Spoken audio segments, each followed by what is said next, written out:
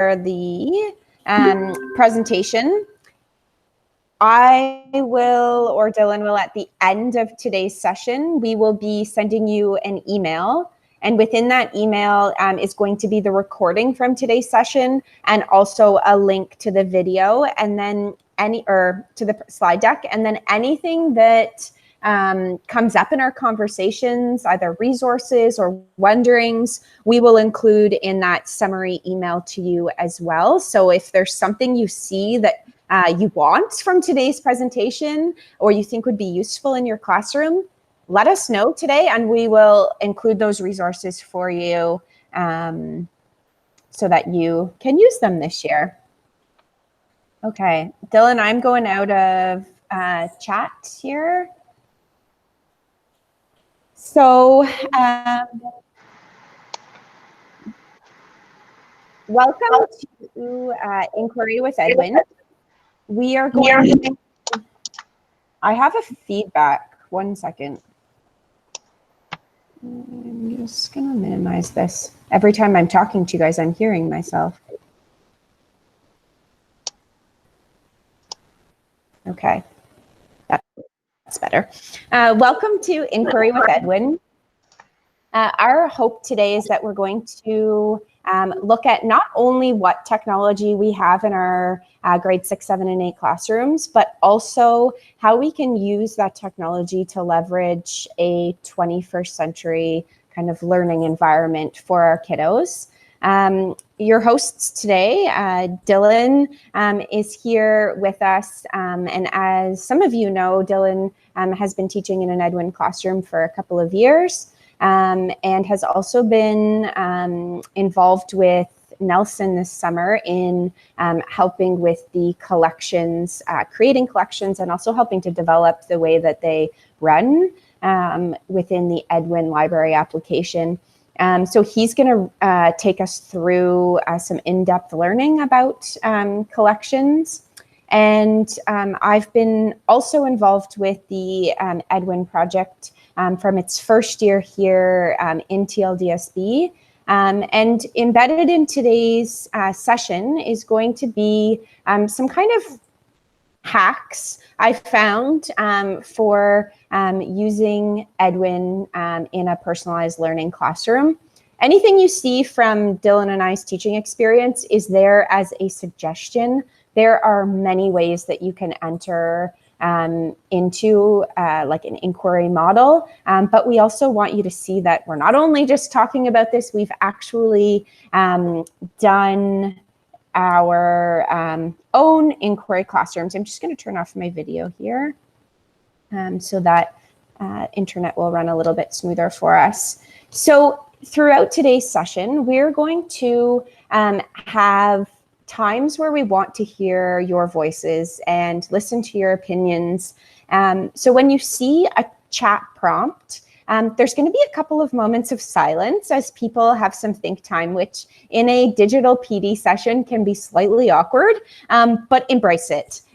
Take a moment to think and consider the prompt, and then turn on your microphone if you're comfortable, or type in the chat your opinions, because we want to hear what you have to say. So we're going to get started with our conversation right off the bat. And what we're wondering, because even Dylan and I have our own perspectives, is what is your view of personalized learning? What do you think about? What do you consider when you see or hear that term? And anyone can jump in.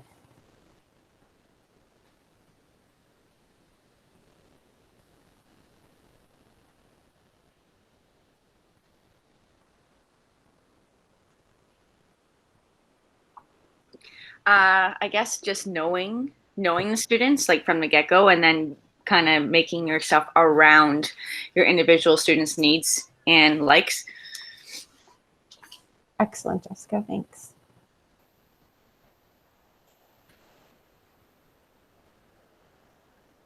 Okay, so we have personalized learning incorporates areas of interest to content, student voice, learning that meets the needs of each student where they are and at where they need to go.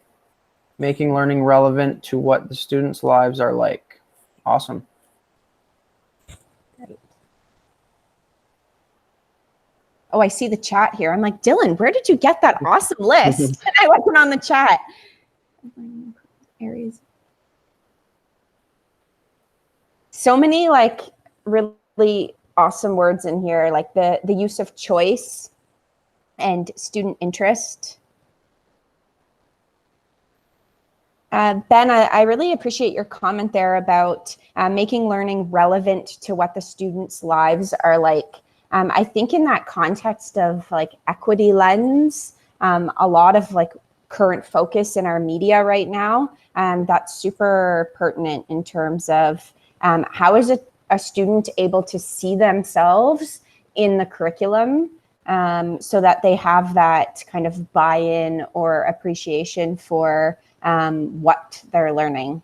Excellent. For sure. And I think there's a trend of knowing your student and really making sure that the content you provide and the ways that you provide the student to allow or to communicate their knowledge through a skill or something that they feel confident and successful with is very, very important. And Amanda, I just saw your comment here. So I think you guys have summed it up beautifully, which was just us kind of sharing our vision for what it means to be in a classroom where we want students to feel like it's personalized to them. And even though students, it seems like from your list here, are all learning something similar, the way that they're learning it and how they're learning it is reflective of their personal interests and personal strengths and learning preferences. So thank you so much.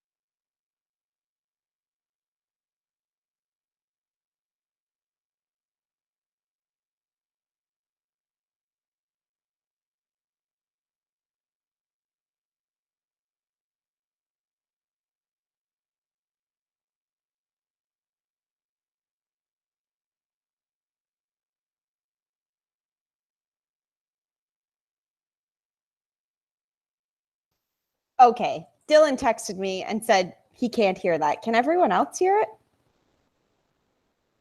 Okay, so I muted my mic and maybe that's why. Let's try that again.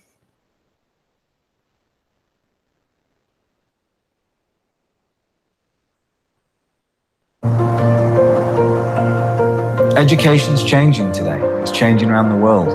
What's exciting today about Nelson is the view of the landscape, not singularly focused on educational publishing, which is steeped in our history, but about the lifelong journey of the student. We're about making education better for everyone. What I've heard often from teachers is it's too hard to introduce different technologies into the classroom without a consistency. So we at Nelson have partnered with educators to produce a better digital experience. We are so proud to introduce you to Edwin. A digital learning environment for today's student. Edwin really facilitates that personalized learning. It's one device for each student. And on that device, we pre-populate it with our content, but not just Nelson content. We curate content from all sorts of resources around the globe. Our goal is to curate the best learning tool possible. The feedback I got was so heartwarming to see kids wanting to engage in what ultimately is a learning tool, but not put it down. They get it right away. It's phenomenal. Engagement matters. That's why we designed Edwin to keep students engaged no matter what their learning style or their learning speed is. It's about accessibility for every student to all the curriculum materials that they need throughout the school year.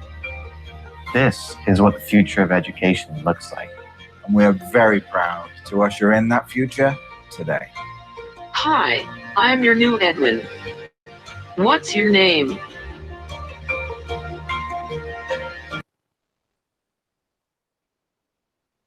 Okay, sorry about that technology glitch there.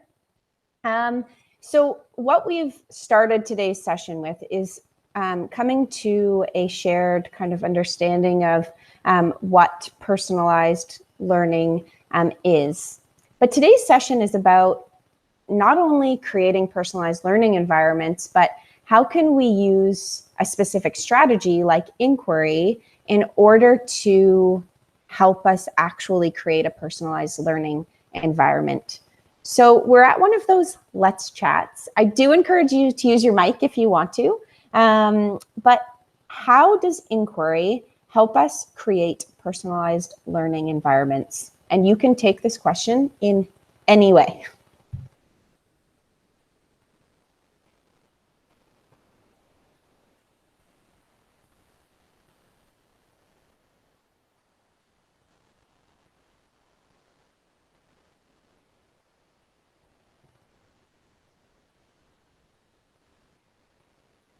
Makes it fun, interesting, and engaging. Thanks, Jess.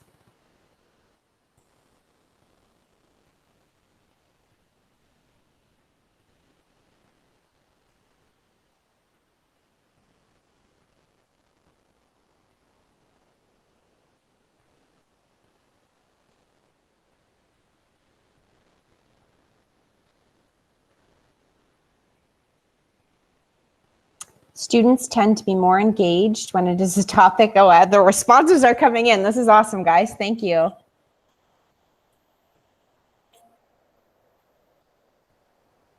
Someone has their microphone on. Oh, that's Dylan. So I'll read some of these aloud. Inquiry. I wonder questions. What puzzles them? So valuing student questions. Students are the leaders of discovering what concept they want to explore and what information to find, which makes them more motivated to research and learn and remember the information / apply it in their own situations. Thank you, Ben. Make connections between what we are learning in class and students' passions and interests. Suzanne has mentioned higher order thinking when selecting a topic of interest.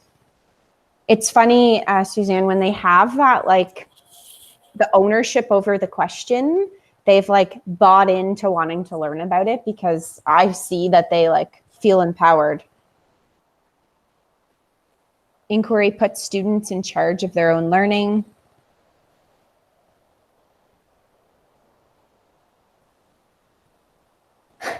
Amanda, I love that. Amanda said that like mentioning the difference between like a deep engaging question and then a 2-second Googled answer.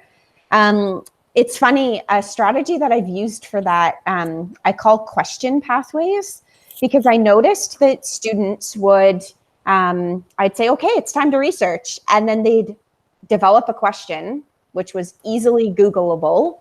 And then they'd be like, I'm done. And I was like, whoa, we need to like help you build stamina for research. So we would do something called a question pathway where they had 15 minutes of uninterrupted research. So they would come up with a question, and the goal of the pathway was not to find the answer. The goal was to create more questions. So at the end of the 15-minute question pathway, some students were at like question 6, question 7, 8, 9, and then the focus wasn't on finding the answer and being done with research, but on asking more questions to learn more. And of course, as our intermediates often are, they were very competitive with themselves, but would document their questioning. And what I found is it helped to build that stamina for research. So Amanda, I love that you mentioned that.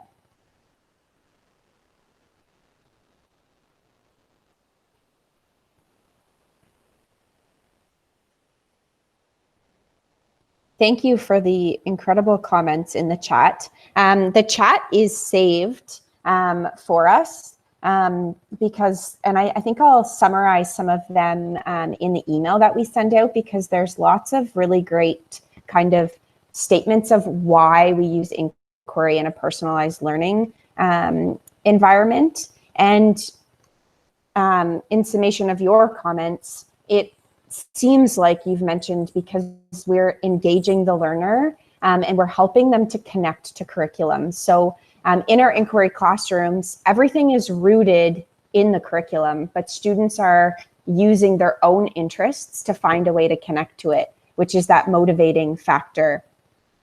So we as intermediate teachers are now kind of gifted with a privilege of a one-to-one classroom. We have the ability to have access to a device and a tool for our students to have equitable access. In the startup of our school year and throughout the school year, we really want to help students value that device as a tool to support their personalized learning and encourage them to use it in their own creative ways. We all know that the students end up teaching us, which is pretty cool.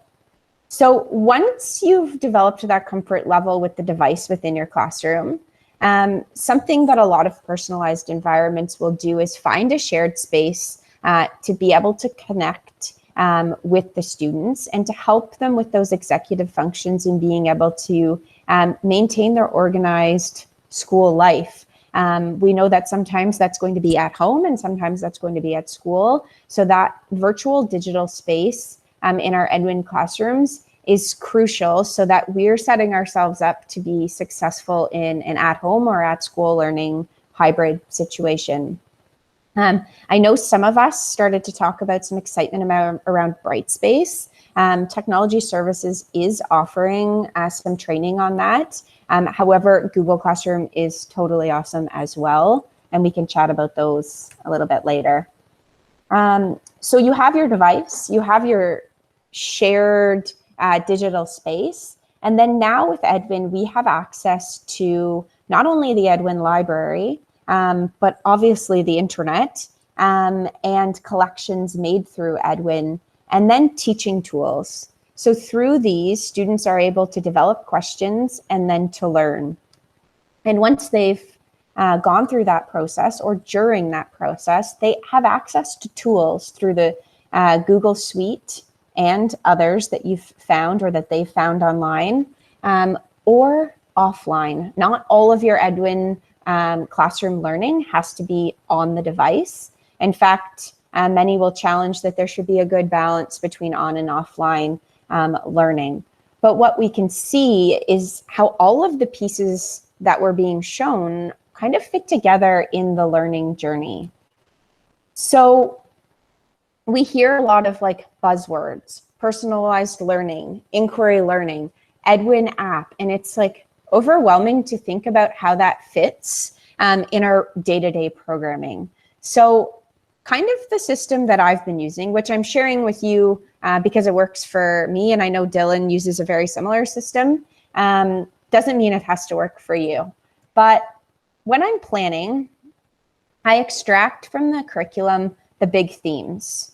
I pay attention to the specific expectations, but really pull out those big ideas and then set up learning blocks. So learning blocks, or traditionally called units, are developed with a big idea or theme in mind.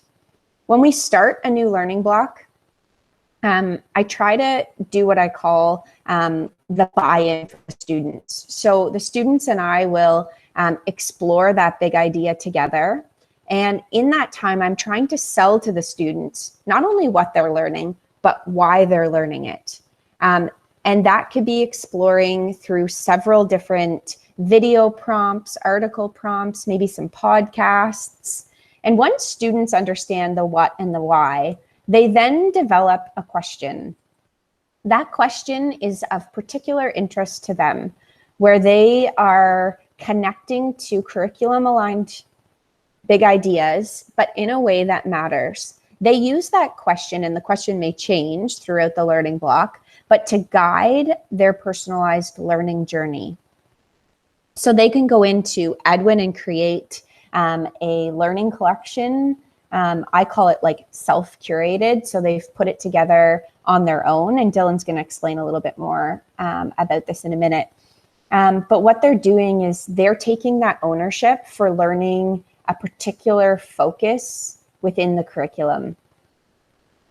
Once they have started their learning journey and they're starting to document their learning via a slide portfolio or a Google site or notes within the Edwin app, then they're charged with the task of creating something to showcase their learning. And that's where we really engage them in that design thinking mindset, where they're applying the learning that they've learned online or within the Edwin library. Once they've created and learned and questioned, then we challenge them to teach and share the evidence of their new learning to their peers and hopefully to the rest of their world via some type of online platform. And of course, as mentioned in the chat, reflection happens throughout the process.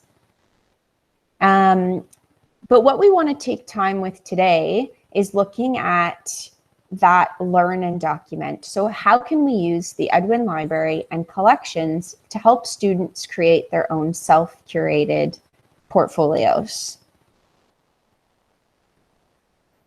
Awesome. Thank you, Katie. And thank you everyone who has participated so far. Some great ideas about inquiry. So we are going to get into what collections are now. And I know some of you maybe took in the Edwin seminars last week that went over collections and different subjects. So this might be a little bit repetitive for you, but for those of you that have not been exposed to collections yet, we are going to hopefully leave you today feeling confident about building your own collections and really using them effectively in your classroom programming. So what are collections? Collections are a bundle of learning objects, and by learning objects, I mean educational videos, educational text, visuals, diagrams, anything that you have ever used to teach your students about a concept. We have created our own collections in our own ways in the past, but there are now options through this Edwin ecosystem to bundle them together and put them right on your Edwin app. So why use collections? We use collections to explore or teach a certain concept to a student. So as a teacher, we may create our own collection and pass that content on to our students so they can really understand the learning goal or the curriculum expectation that we are focusing on.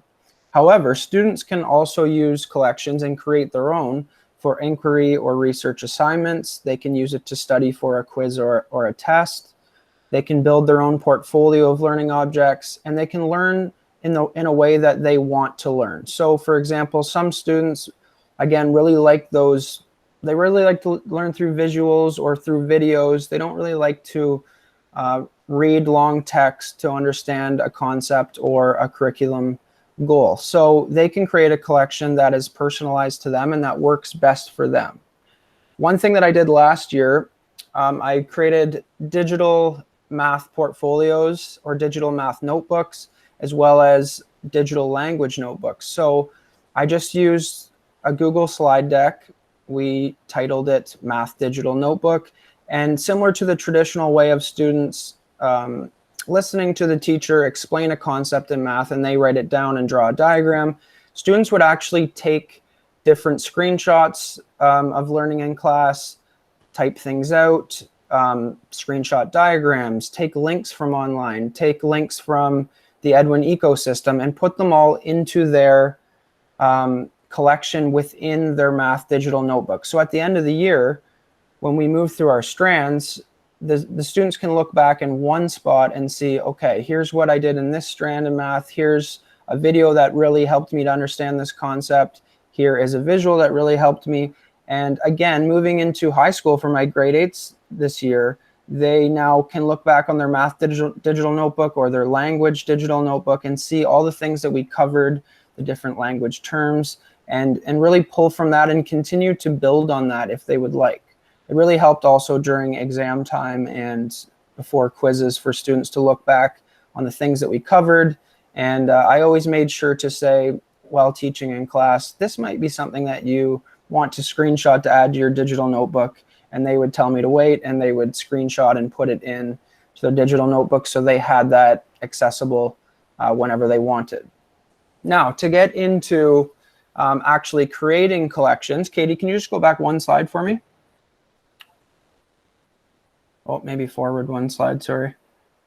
Okay, yeah, there we are. So just to show you from the Edwin homepage, when you sign in, you will come to this page as we went over yesterday, and you have your navigation toolbar at the top left corner. You'll see a yellow arrow pointing to the collections icon. So this is where you are going to see featured collections. Okay, so you click that button, and any collection that has been made by the Edwin team or even other teachers across Canada, they go into this published source under this Edwin icon. Now, when you click on that icon, you go into your featured collections. So here's some examples of featured collections that have already been created for you to use. And as I mentioned yesterday, they are coming out with new ones all the time, and they will continue to as the school year goes on. And these are collections based on big ideas, themes, strands, curriculum goals, all sorts of different things that your students may be interested in to search on their own or for you to use in your classroom. Now, the icon below that collections icon is another collections icon, but this one is actually your personal library of collections. So over the course of the year, you may make some collections, you may not make any collections, but if you do, this is where you will find the ones that you created. So here's a few I created. This is like my personal Your Collections library, and I can access these just by going to that icon and yeah, see what I've created and continue to add to them, or even take some away if I create new ones. Now, I've just zoomed in here. This is the same screen as you just saw, but the top left corner, and you can see a plus button that is highlighted. If you want to add a new collection, you simply click that plus button. It will bring you to a new template for an Edwin collection. Now, you're going to want to give your collection a name. The name could be, again, based on a theme. It could be based on a strand or a concept, a curriculum goal, whatever you want. This is your collection. And also, this could be your students' collection. They would do this the exact same way. If they wanted to study for, let's say, a quiz or an assignment on fluids, they might start extracting things from the Edwin ecosystem or from YouTube videos online and start bundling them into a collection that will help them study for that quiz or get ready for that assignment. They or you can also select their subject, which can be cross-curricular, and you can also put in tags, which are different keywords. So when you search things up in your Edwin browser, it could pull up a collection based on the tags that you entered into that collection. Now, we have made our collection template. We've given it a title. This is just called example collection. And now it brings you into an open blank template for you to add to your collection. So you see two arrows pointing to add items. You can click either or to start adding your items. And again, you can see the little cloud there. It says collection items do not have to be Edwin learning objects. So as I said before, they might take a screenshot, the students, or you might take a screenshot or add a diagram or a picture of something or a YouTube video, or maybe you have a great website that you use often for your learning objects in class. You can bundle that into this collection. And I believe Amanda asked yesterday, what type of file format does it need to be?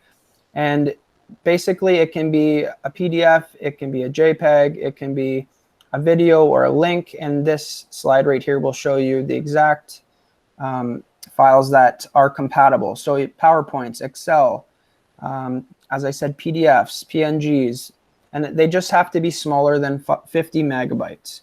Okay, so if you are adding your items and you've clicked add items, now you come to this screen and you can add from the Edwin ecosystem library. So go to library or add items from online or add links, as I have mentioned.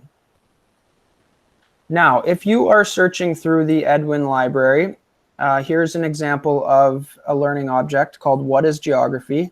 This would be an intro at the beginning of the year to explain a little bit about geography and what you will cover during your geography learning in the curriculum.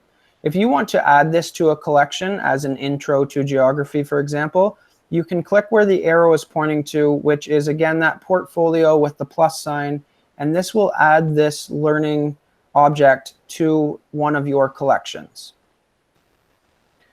So you've clicked that button and now you see all the collections come up. So these are the same collections that you saw on the screen a few slides ago, which I've created. And if I wanted to add this geography collection and I click that portfolio button with the plus, I can now select what collection I want to add it to. Okay, so you select your collection, add it in, and you're good to go. You can keep building it that way. Now, within your collections, you will see that there are tags, as I mentioned before. You can click on any of these keywords or type in any of these keywords, and if they are tagged in your collection, they will come up. So for the example yesterday, we used water. Anything with the tag or the keyword water in it will come up on your search. So the more tags that you use, the better for your collection. However, you obviously want to make them very relevant to your collection, so the collection doesn't keep coming up at times when maybe it isn't relevant to what you're looking for.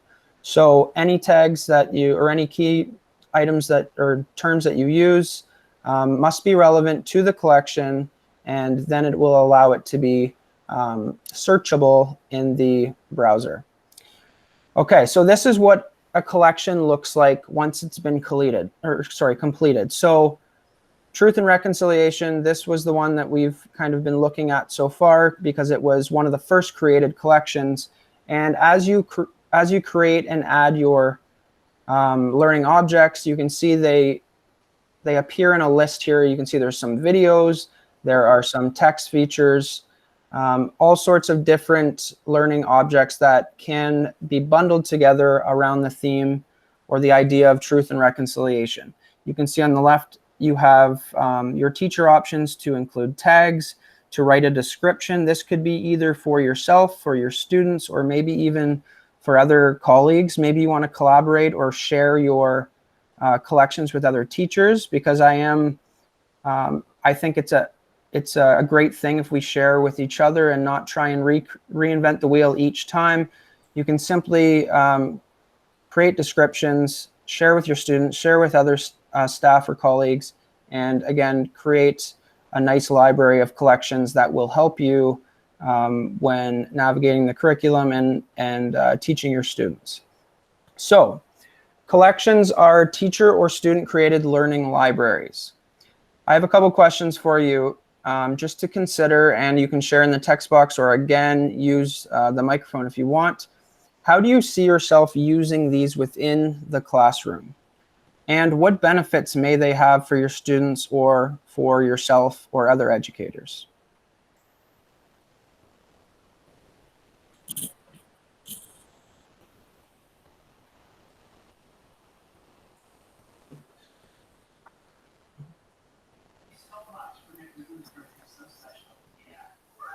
I'll say something. It's nice to have the collections available for students. So someone mentioned earlier, like the Google answer. You know that they're looking at vetted, researched, accurate material and not wading through the World Wide Web. So that would be really beneficial. Yes, that's a great point. Great point. Because the Edwin ecosystem, the library is it's amazing content. You know it's safe and great to be used in your classroom. Sometimes the online, whatever we find on the internet, needs to be screened. So using the Edwin ecosystem is great, but also you can use different things that you find on the internet as well. You just hope that they are, again, relevant and appropriate for what you're learning. In the chat there, Dylan, Laura mentioned that she would like to use the Edwin collections and content as a starting point, and then have students bring in their own resources, you know, once they've explored some stuff that we know is like 100% linked to their curriculum. I kind of like that, like looking at it as a continuum. So start within Edwin and then branch out to the world of Google and bringing in some other aligned resources. Yeah, that's a great idea. And I love how we're getting some different responses, which really goes with our theme today of personalized learning and personalized teaching. We can use the same resources and the same platform to teach in many different ways that are all very effective. Jessica's mentioned here that there's that ability to go back and refresh.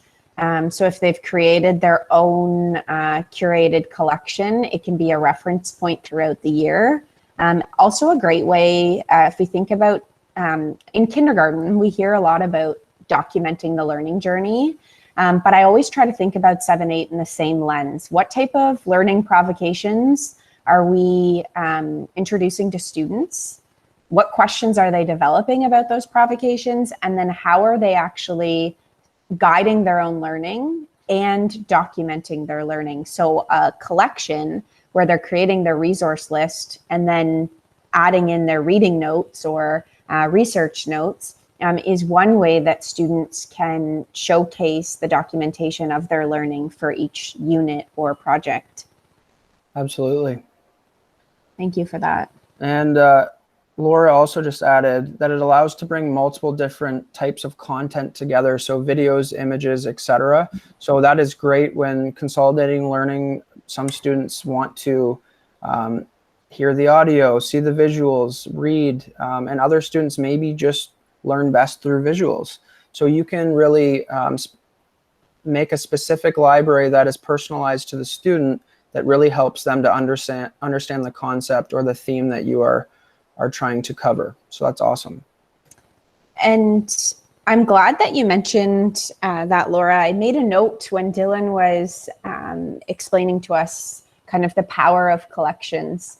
And he kept referencing the word reading as it pertained to both video and text. And I think this is really important. I think we could have a whole conversation or Google Meet about how reading is changing in today's classrooms and helping our students see that reading by text or reading by watching a video or an infographic or listening and researching through a podcast is all valuable. There's not one that is better than the other. Where I think when we went to school, we heard that like, you shall read text and that is the most important. But the way that a student researches today is much different. And I think in our Edwin classrooms, valuing video, text, and audio as all valuable research platforms is really important to helping honor that personalized learning approach. Absolutely. And I will just read a few more of these before we move on. So using tags to bring up information that we have already collected. So it's time saving, which is awesome. Organized and accessible. It definitely is great for organizing students and helping teachers or educators be organized as well. So they can always go back and refresh, as you mentioned, and developing lifelong skills when organizing resources within a device for secondary, university, or college and employment. So definitely a life skill and something that is great for students to practice in the classroom for whatever the future holds for them. And I also see, first I want to note that this entire thread of chats is brilliant. And I want to like create something from it to showcase TLDSB educators what your thoughts are here, because they're powerful.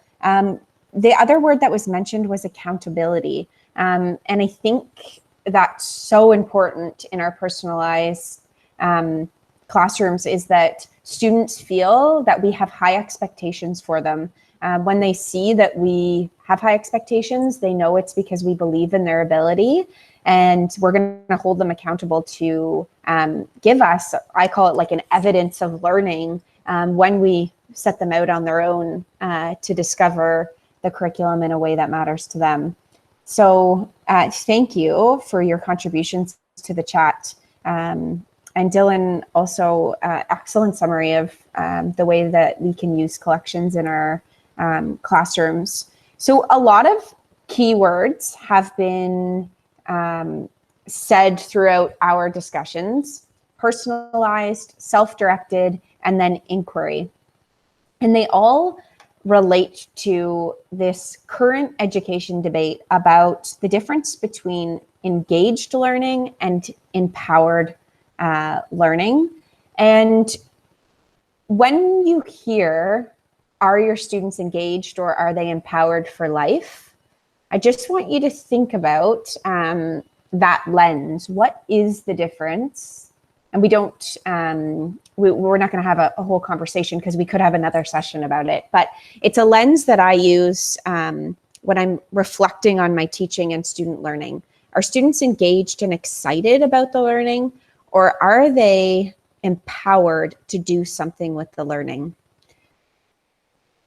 And a kind of, I guess, filter I use for that is, do students come to me after class and want to talk about the content more? Are they leaving the classroom and having their own arguments about the class discussion or the project they're working on? Are they taking that learning home with them without me assigning it as homework? And those for me are signs that they're interested in what we're learning and engaged, but they're also empowered to do something with the learning. And as your comments in the chat indicated, that's because they feel that personal investment in it. So we're gonna just watch this little clip.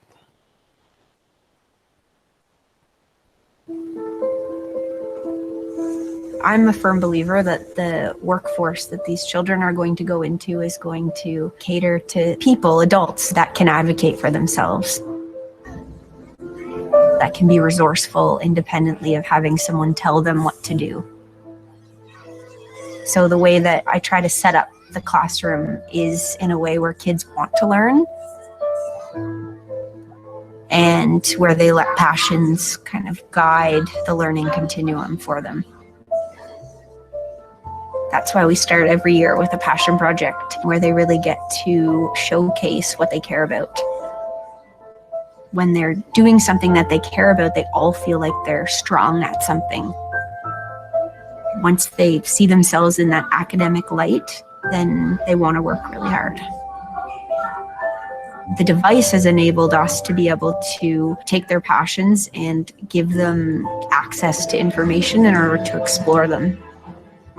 Everyone is smart, it's just a different kind of smart. And once they believe that about themselves, then you see the kids going home and giving themselves homework and coming in the next day and asking to meet with you at recess because they care.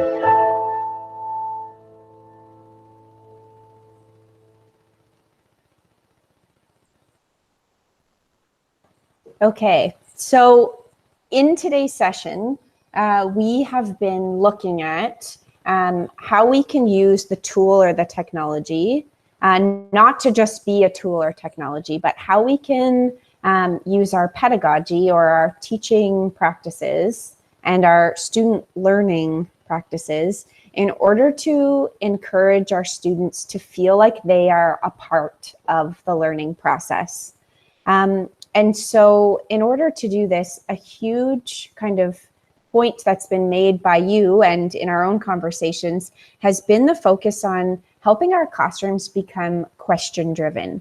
So helping our students value not questions as something that shows that they don't understand, but valuing that questions are actually evidence of deep and critical thinking, and that questions lead us to have a better understanding of the curriculum. And so in our own grade 7-8 classrooms, we are looking at trying to empower students to ask great questions and to learn and explore. One strategy that I find really helpful for this, and I know there's many of you in today's session that have been in other planning sessions where we've talked about this, but it's kind of neat to see how it fits into the Edwin lens, is the use of a project-based model. Project-based learning is not a new term for you guys. I'm sure everyone has heard it and has also tried elements of project-based in their classroom, but reflecting on its importance in today's learning environments, I think, is key. So I want us to ponder, is there a difference between project-based learning and a traditional culminating project? And you can type in the chat. It seems like that's what you're most comfortable with, or you can use your microphone. But do you think there is a difference between project-based learning and a culminating project? I could be wrong in regards to that, but I was thinking more so project-based learning is more student choice and student-led. I mean, a traditional culminating project, you can give them choice, but it's usually like, here's your 3 choices, pick one. I would think more so with project-based students it's kind of like backwards learning. They pick what they want to learn and they go from there and they do everything in regards to it. Awesome, Jess. Another thing I would say is, from my viewpoint, project-based would be more specific to something, like Jess was saying, that's specifically interesting to them within the area of topic, whereas traditionally, I'd say a culminating project would be trying to show the knowledge of the whole concept as a whole. Oh man, you guys are awesome. I love this perspective. I would also say that I feel like culminating is usually just coming at the end, where the project base is learning throughout and pulling into everything that they're looking at and exploring. Thank you, Laura.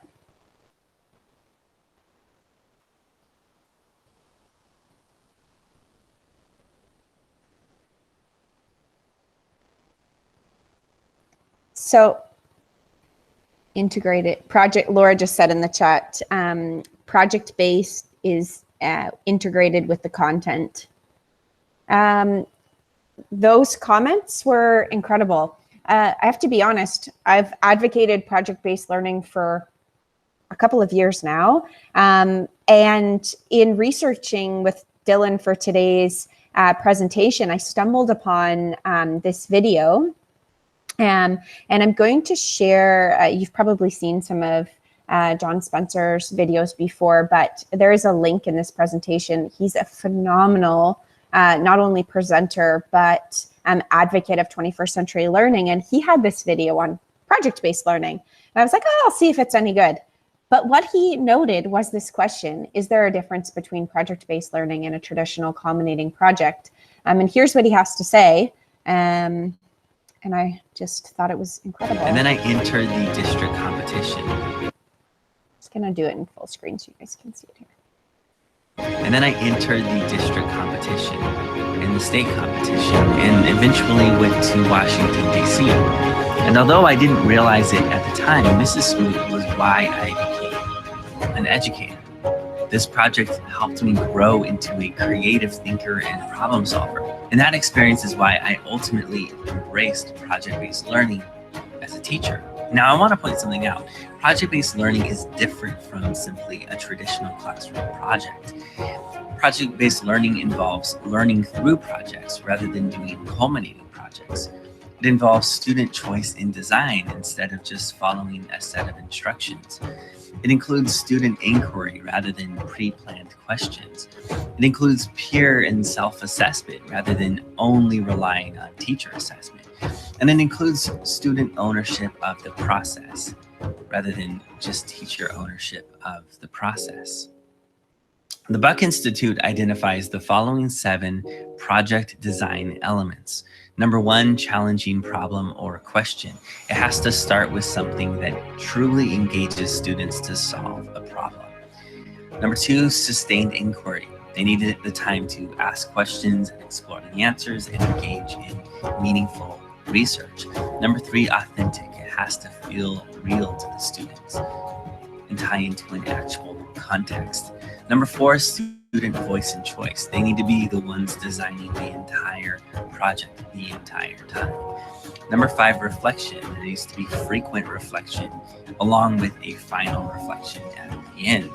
Number 6, critique and revision. Students need to engage in peer critique and constant iterative revision. And number 7, public product. They need to launch their work to an authentic audience. Now note that project-based learning can work in tandem with other pedagogical models such as inquiry-based learning, design thinking, and problem-based learning. But the key idea remains the same, that students are engaged in meaningful projects, and through that, they learn at a deeper level.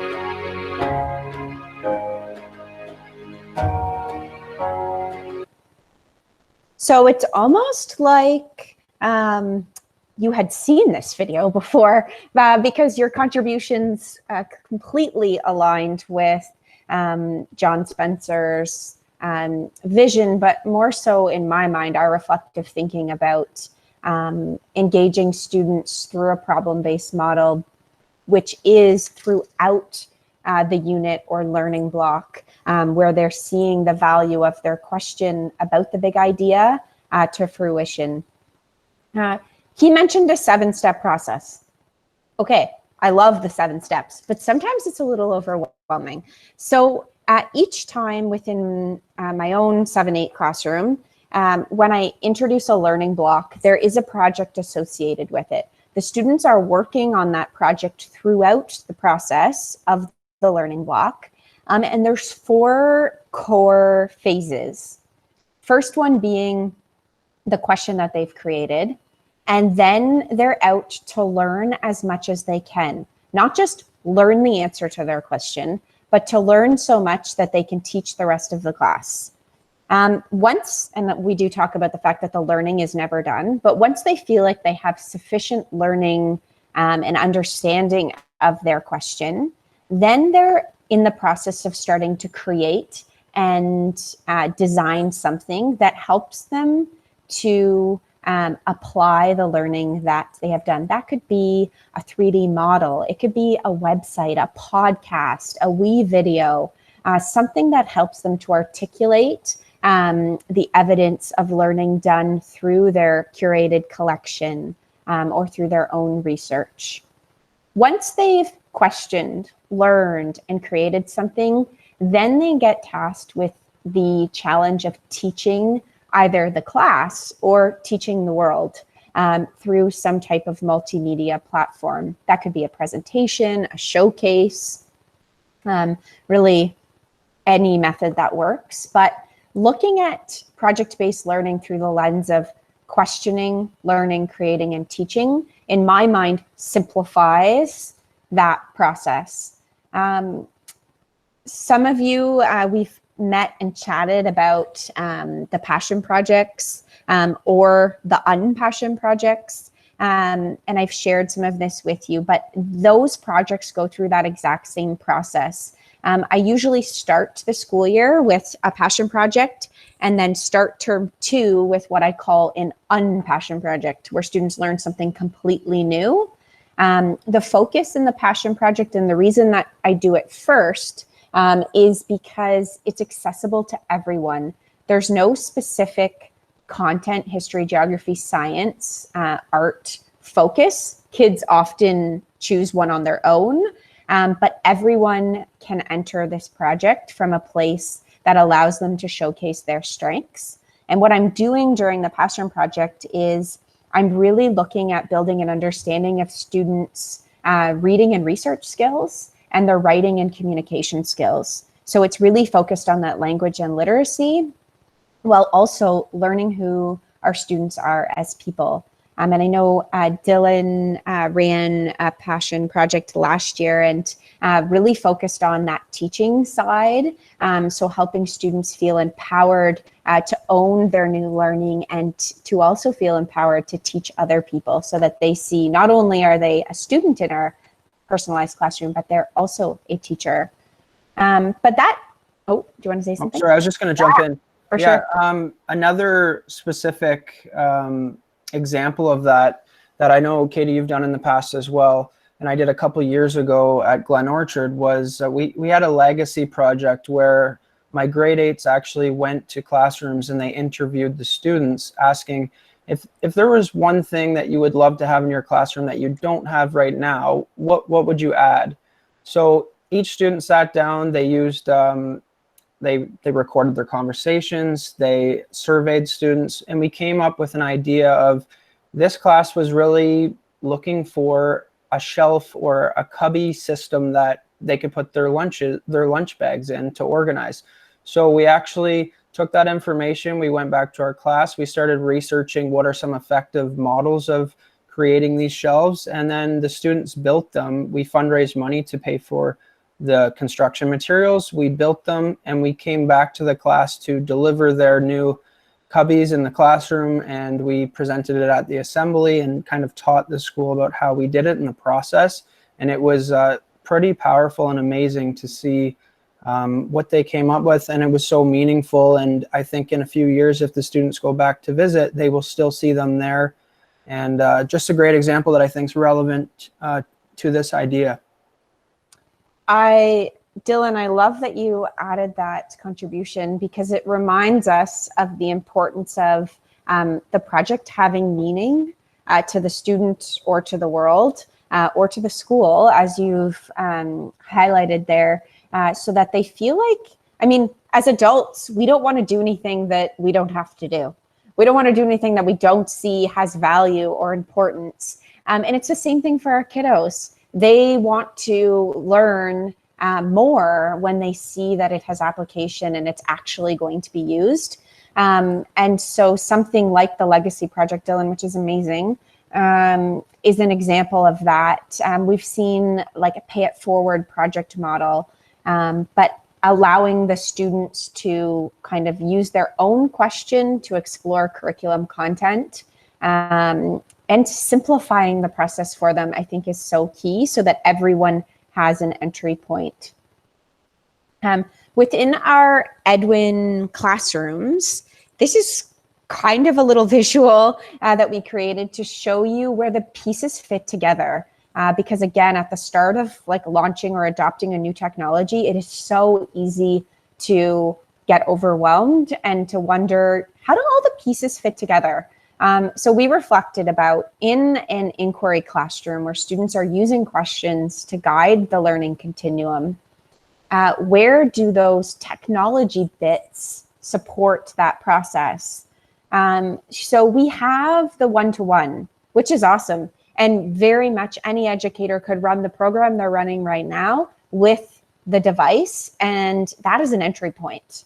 If you're looking to try some new things, or you're already running an inquiry classroom, then these pieces fit into that process. So through either Brightspace or Google Classroom, you're launching learning ideas or projects to the students. You're engaging them potentially in Pear Deck lessons, or I often use something that I call seminars. So they're class discussions around the big ideas. And then we use Pear Deck's engaging tools in order to kind of promote that conversation or dialogue, but really valuing student voice in our learning of curriculum content. And once we've kind of sold the big idea to the students and they've bought into what they're learning and why they're learning it, we then can have them build those collections, self-curated collections, and explore their question in a way that is accessible to them through podcasts or videos or articles. And once they've done some independent or collaborative learning, then we have access to a whole bunch of tools. And I wrote the list goes on because it really does. Are they documenting their learning and showcasing their learning through a slide portfolio, a Google site, doing an infographic through Google Draw or Canva? Are they creating a wee video? And then what does it look like for them to teach what they've created to the group? And if I can add to that, Katie, we have put Pear Deck at the start of this continuum, but it can actually go in at the end as well, as some students have used Pear Deck to create interactive presentations where their classmates kind of learn through Pear Deck slides as well. So just another option. For sure. Yeah, any of these bits could kind of be thrown anywhere or used anywhere in this continuum. And I love that students are starting to use Pear Deck to engage their peers, which is awesome. So we're not going to watch this video today, but in summary, before we enter our chat time or question period, we've discussed several strategies, and John Spencer in this video notes some of those in order to engage students in that inquiry, personalized, problem-based learning model. Something that he noted, which I thought was really important, was when we have accommodations or scaffolds for students, to present them to the whole class. Let the students and encourage the students who really need them to learn to advocate for them, but try not to limit scaffolds or accommodations to some students. Encourage other students who maybe don't think they need it to try it. Choice menus, embracing that creative process and design thinking, especially in a tech classroom. How can students collaborate online to produce evidence of learning? Engaging students in the assessment process as peer evaluators or self-assessors.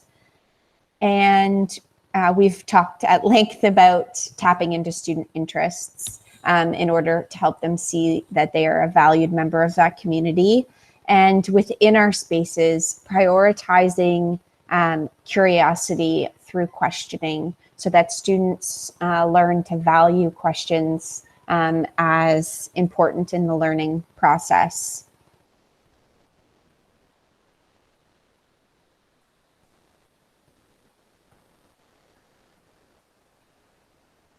Okay, so we've chatted a lot today about personalizing our learning for our students and making the learning for the students very relevant and interesting and empowering our students. But it's also by using this Edwin ecosystem and by considering the things we went over today, it really is like personalized teaching.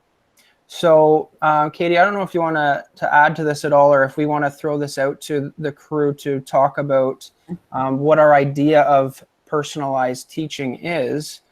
But hopefully we've started to introduce not only what personalized learning is for our students, but also what personalized teaching looks like with the tools and resources that we have here. For sure. I love how you framed that, Dylan.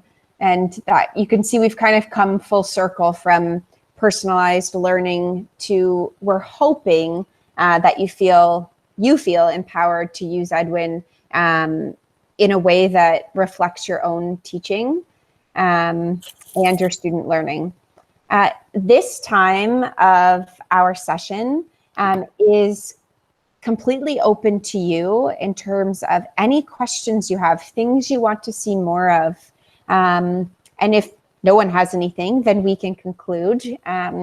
But we want to know and hear from you if you have any wonderings before you kickstart your year of one-to-one. Oh, I see we have some questions. Laura has said, how do you approach the assessment in terms of self-assessment as well as teach assessment for project-based learning? Oh, as well as teacher assessment for project-based learning. So Laura, I'll start, and then anyone else, like it doesn't have to just be me, because lots of you guys in here have phenomenal ideas. I've heard them in other meetings. So assessment, Laura, in the project-based model, what I use is Google Slides. So when I'm going to kickstart a project, I set up the project framework in a Google slide deck. The Google slide deck I use as a portfolio for students to document their learning journey. I'm just going to pull one up here for you. And then I will give feedback to a student on and during the process through their, I call it like an inquiry documentation. So what we're looking at here is an example. So each student gets a copy of this, and then you can see there are the steps for the project. And as they're working through each section, they and I will conference, and I will also comment on their stages of the inquiry process. And then they'll also engage in a self-reflection. You can see the criteria is at the bottom, but then I'll go in and comment and give them feedback. So in a project-based model, that's what it looks like for my teacher and student evaluation. And then at the end of the project, the students are peer evaluators as students are sharing their new learning. And as a peer evaluator, they go through their criteria and offer strengths and next steps, and then also consider their own project and how they could have improved. Now, because these steps are applicable to all projects, when we move on to their next inquiry project, they will walk through those similar, here's just another example, they will walk through those similar steps, but be able to reflect and refine that process in a different content area. And so throughout the year, they're revisiting those the inquiry process and being able to think like, hey, when I did my passion project, I was really struggling with showing evidence of new learning. So I'm going to work on improving that. So the feedback process and assessment process is ongoing throughout the year. In terms of a specific skill, I'm a big advocate of using what's called like a continuum. And I think you've seen that in another presentation, but a continuum where students actually visually see their progression as a reader or writer. So one example would be here. This would be a term 1 writing continuum. Students do a diagnostic. We engage in a self-assessment. We do some new learning. A couple weeks later, they do a formative. They can see their growth. We do a peer and teacher evaluation. Then again, a couple weeks pass. They do a summative.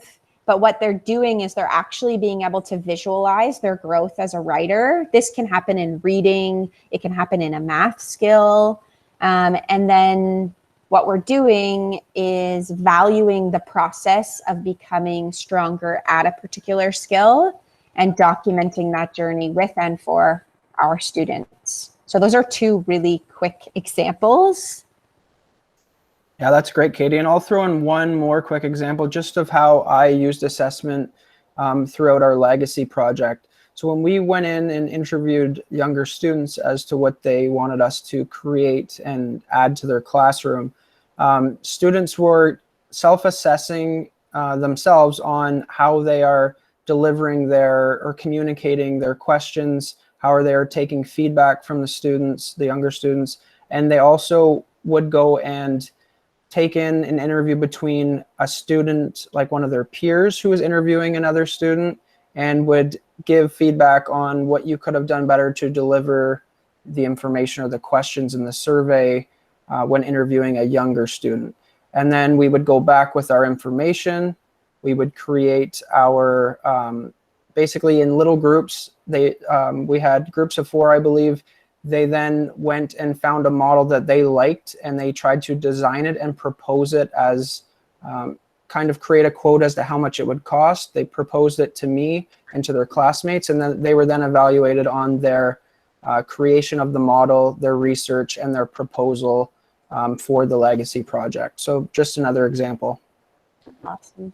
Thank you, Dylan. Anyone else have any questions, concerns, wonderings? I just have a quick question that might have been already addressed. When are our new grades? So my grade 8s last year, my grade 7s and 8s last year had Edwins. And I'm wondering when our new class of grade 7s this year will get Edwins. So we don't have a definitive time for that yet. The board, as I've heard, has them at the board office, but they'll need to be rolled out and delivered to schools. Something we mentioned yesterday was that when they do arrive, don't think you have to give them to them the first day. Present the devices to the students when you feel like they are ready and appreciative of them as a learning tool, et cetera, et cetera. But as soon as we hear, Laura, the exact time, whether it be first week, second week, you will know about it because that will be communicated to principals. Thank you. Anyone else? Oh, Ben, I love it. So organized.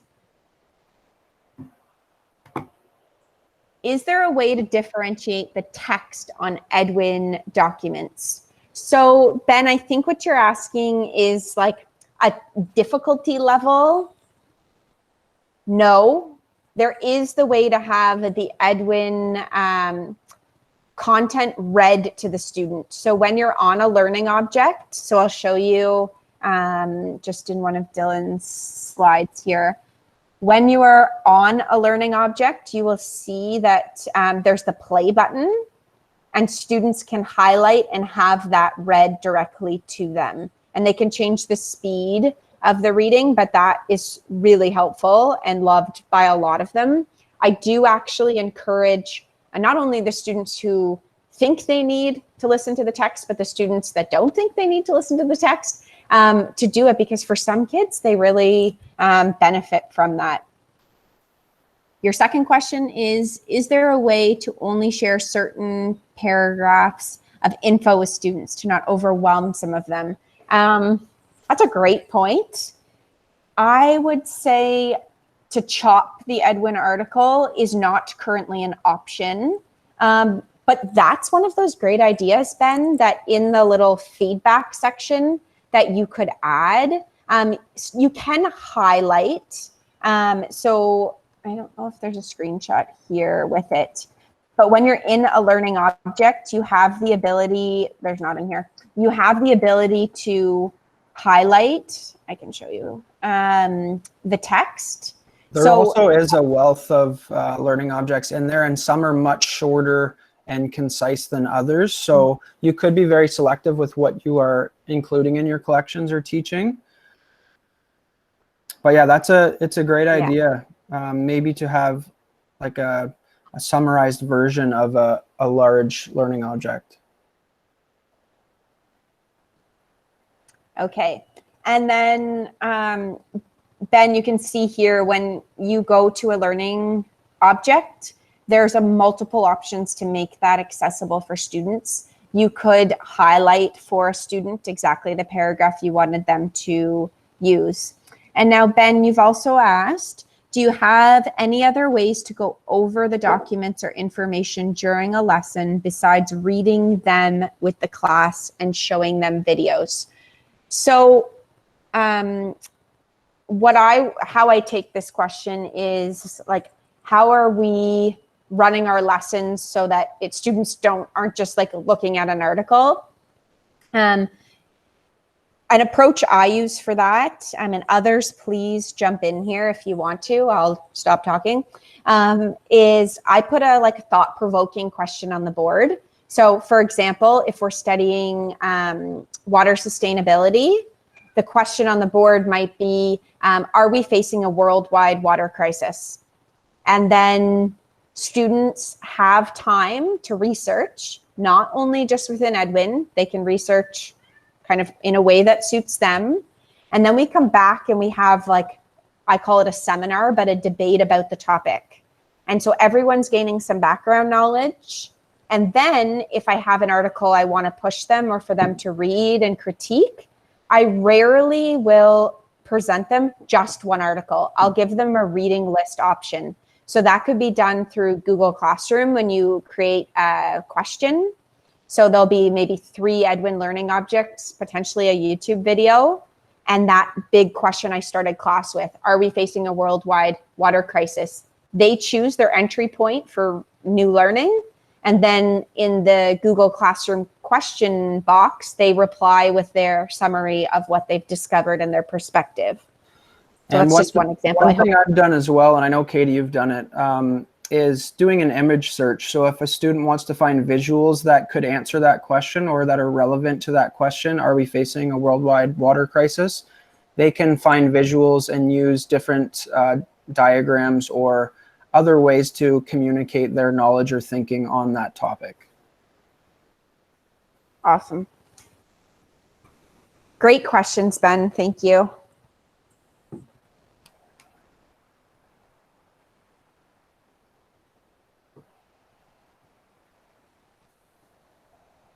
Yep. Dylan, do you want to take this one? Sure. Let's see here. So he's asking, he's asking about assigning, and actually, because I'm sharing, I can do it. So you had asked Ben about how to assign learning objects to students. So you can see, you can see that we're in what's considered a learning object. So fluids on the move. If you click the Google Classroom button, it gives you the option to share that learning object directly to one of your classrooms. And then students will be able to access it. To be honest, though, in reality, what I end up doing is I take the shareable link, which is here, and then I go into Google Classroom and I put together a question or an assignment and I paste all of the links to the learning objects there.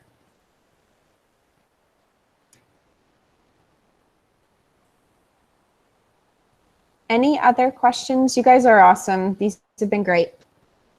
No problem, Ben. And Ben, both Dylan and I, and lots of the teachers in here have like a lot more strategies. If you want to ask us more questions at another time, you're welcome to. And technology also has some open times available. Tina is amazing with Edwin. And at the end of the week, you can book a time with her and she can show you some more things as well. Okay. Absolutely. And there are a few things that we could... Question I had, do you know? Go ahead, Laura. Oh, that's okay.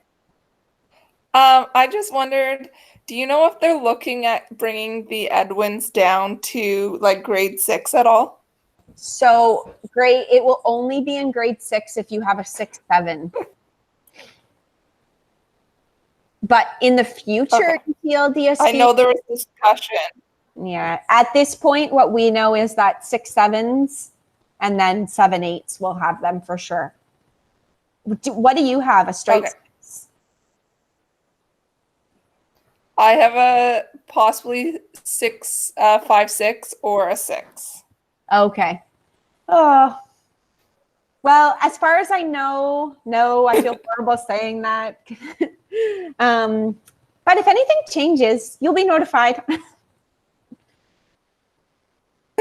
Perfect, thanks. Although, and I am hoping, Laura, that in the absence of the actual one-to-one and the Edwin app, if you have access to technology, I'm hoping that you've seen value in some of the things we've chatted about, because you can still apply this learning model, not as easily, but into your regular programming. And Edwin, absolutely, there's definitely stuff that was advantageous. Sorry, Amanda?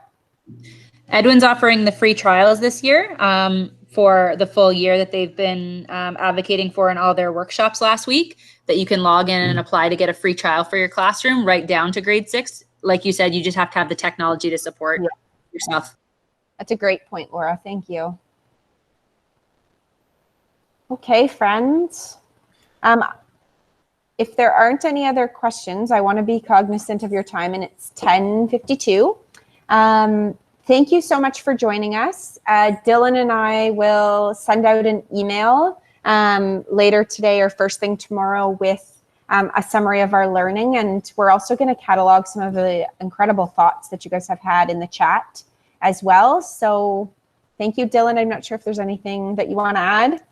No, just thank you everyone for participating, and thank you, Katie. This has been great. I hope that you feel more confident in implementing Edwin and your inquiry program for your students. And within our email, we will share with you a few different documents. I know I'm going to share a collection link for you to explore the math tools, which we didn't get too in depth on in the last 2 days, but they can be PD sessions on their own. So we will share with you some documents that you can play around with. And if you ever have any questions, just reach out and we will be ready to answer. Thank you, friends. Have a great day.